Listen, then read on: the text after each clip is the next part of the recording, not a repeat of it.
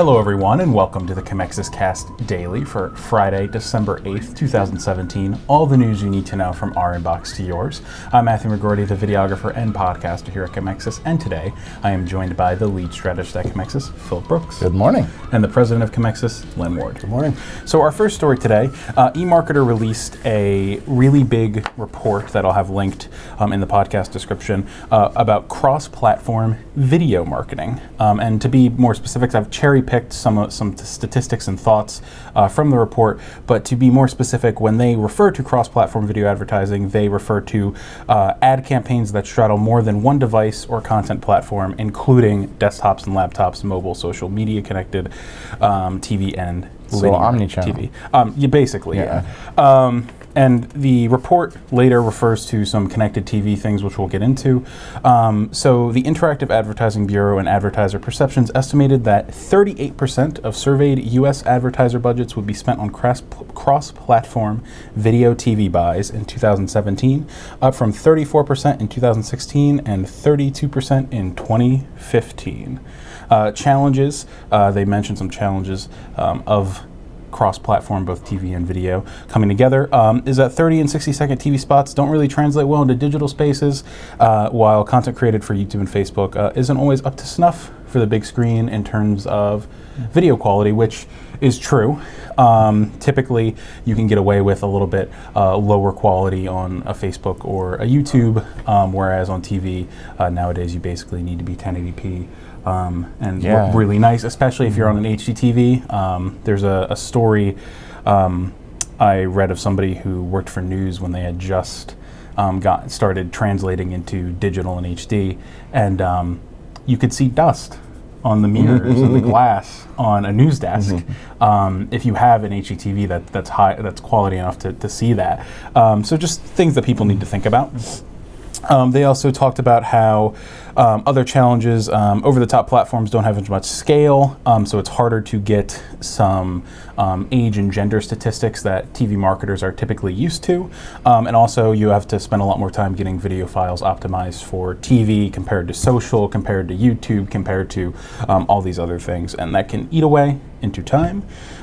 They talked about connected TV, how it entices people who use linear TV to sort of widen their audience, as a lot more people are cord cutting, but it also allows digital focused brands and lesser known brands at a chance at being in a consumer's home, which is pretty relevant. I mean, you're in one if you're on a laptop or a phone, but being on a TV is at least it looks like it's bigger and more important, et cetera, et cetera.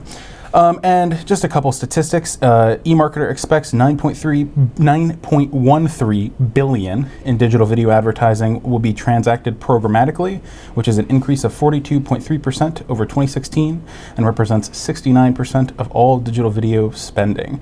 And by the end of 2019, programmatic digital video ad spending will rise to $13.43 billion, or 76.5% of total video ad spending. And they also forecast that U.S. simultaneous internet and TV users show 193.5 million adults will be engaged in this practice in 2019, which is up by about 20 additional million from 2017. 2017 it is 177.7 million. So to say the least, connected TVs and multi-screen viewing, as we all kind of know, aren't going away. To say the least. There's a lot to parse there. Yeah, I was going to say, there's a lot of stats you just threw at us there. The one thing I found I thought was kind of interesting is they mentioned the scale of the data capture that they're getting through over the top, which I guess it's different, but like, for example, if you're using Amazon Prime, I would feel like the data that you are getting is even better, because you're really looking at their consumer spending habits. You're actually seeing the kinds of things that they're buying. Like, that data seems to me to be marketing gold.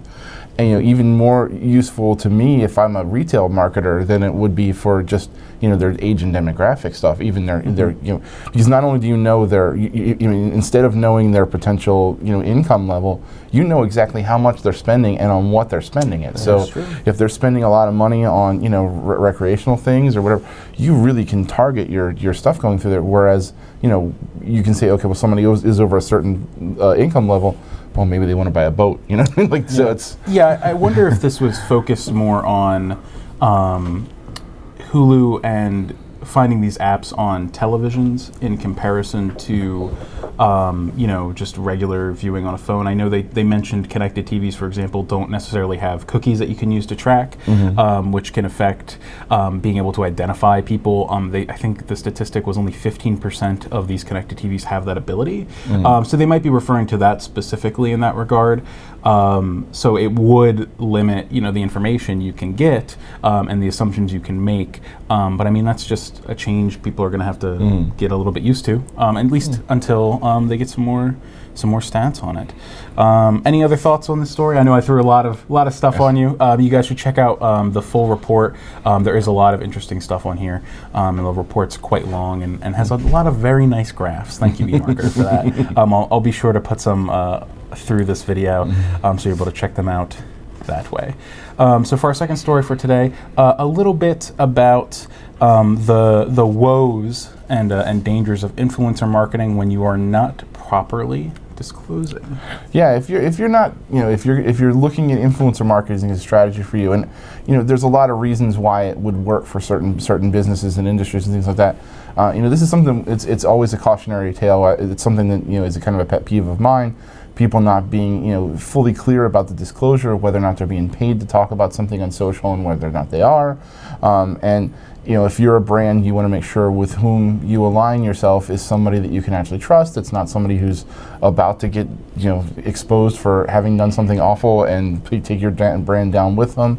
But you also need to take a look at what's going on with what they're doing, see some of the stuff that they're doing out there, and make sure they're actually putting an effort into what they're doing to make it at least seem like they're using the product. And just so you know, if there's any beef jerky companies out there that want some influencers to promote their stuff, I've got at least 2,000 Twitter followers, so send them over. I'll happily eat that for you. He's a micro-influencer, folks. Just send it out there. I'll take care of that for you. But the one thing that I want to extrapolate from this article that really, really kind of surprised me is that 55% of respondents say that a company's social media page is more believable than their actual ads. And that's from an Edelman PR survey. So it's not like it's from just, this is Edelman. This is somebody that knows the industry. And that to me, that is shocking. If the fact that you would say social media, which is even less regulated than ads in any way, shape, or form, would be more trustworthy to me is astounding. I think what plays into it is the belief that there is a person either behind that screen or the development of a brand as sort of a personable identity. And I know we see that a lot on Twitter, for example, with things like Wendy's and Arby's going after their niche markets with the way that they choose to tweet or the content that they share on those platforms. So I get why the stat is as high as it is, but I definitely think that is certainly questionable because, as you said, it is certainly less regulated, to say the least. But it's capitalized on what you said. It is the human element. It's the human touch, and people feel like, okay, if there's an interaction, if that were to happen on Twitter or on Facebook, or they feel like they're talking to somebody at the store, at the brand, and I can see that number's only going to get higher. I don't think there's any question about that. So I think we'll be talking in a year's time, and that could be 70%, that number. So that's not going down. Yeah, provided you do your due diligence and you actually really look into these people that you're trusting with your brand, I don't see any reason why this wouldn't work for you, especially if you're somebody who's in a very narrow niche where somebody that's an influencer in that vertical really can give you a push with a very targeted audience. But if you're just trying to throw stuff at the wall and say just trying to get somebody who has a huge audience, you're not necessarily doing the right kind of legwork to make sure that your stuff's going to get in front of people that are going to buy it. Yeah, and one final note: one of the tweets that's mentioned in the article. The article is in general about disclosure and making sure that you're making sure those influencers are being honest and up for it. They said that the easiest way to make sure that you are being under some guidelines that the FTC are still working on setting is to just put #ad in the front. Right. That's a great idea. And not under a read more. So there you go. An easy and simple solution to make sure that you're at least being as transparent as you can. And we all know we always pick the easiest and simplest solution, right? Well, So there you go, folks. Well, thank you for tuning in to today's episode of the Commexis Cast Daily. Check us out on Monday for more of the latest trending news. Have a great day. Have a great weekend.